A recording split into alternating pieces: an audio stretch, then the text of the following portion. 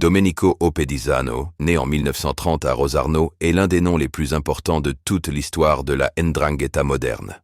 Contrairement à beaucoup de parrains célèbres, il n'était pas connu pour la violence ou pour les fusillades.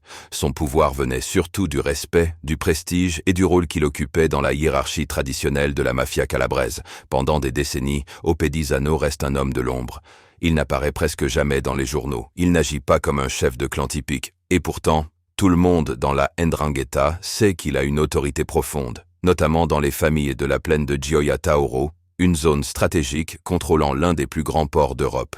Ce port est essentiel au trafic mondial de cocaïne, et même si Opedisano n'est pas l'homme qui négocie avec les cartels, il représente la garantie que les clans coopèrent entre eux. En 2009, lors d'une réunion secrète à Polsi, un sanctuaire religieux situé dans les montagnes de l'Aspromonte, Domenico Opedisano est proclamé capo crimine. Ce titre ne signifie pas qu'il dirige toute la 'ndrangheta comme un dictateur. Il agit plutôt comme un coordinateur suprême, un arbitre capable de maintenir la paix entre les dizaines de familles rivales.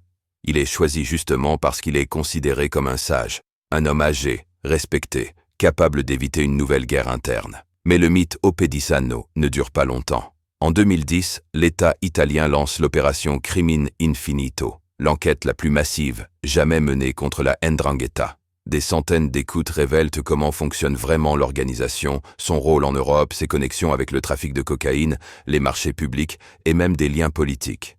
Au centre de ces conversations, on découvre que Domenico Opedisano n'est pas un simple vieillard symbolique. Il est un véritable point d'équilibre, informé, respecté et impliqué dans les décisions clés. Le 13 juillet 2010, Opedisano est arrêté. À 80 ans, il est envoyé en prison pour association mafieuse. Malgré son âge avancé, il écope de 10 ans de réclusion, une peine lourde pour quelqu'un considéré comme le chef suprême de la 'ndrangheta. Si tu aimes ce genre de vidéo, like, partage et abonne-toi